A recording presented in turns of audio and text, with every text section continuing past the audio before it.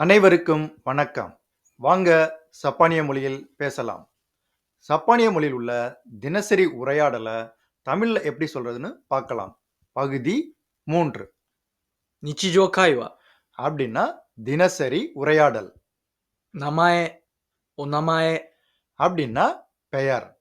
அதாவது நமாயவுக்கும் ஒனமாயவுக்கும் வித்தியாசம் இருக்கு.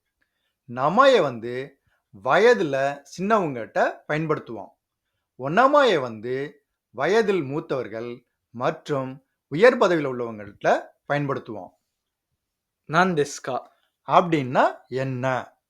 お名前は何ですか அப்படின்னா பேரு என்ன? 私、私の、 அப்படின்னா நான் என். 私の名前は〇〇です。 அப்படின்னா என் பெயர் டேஷ்.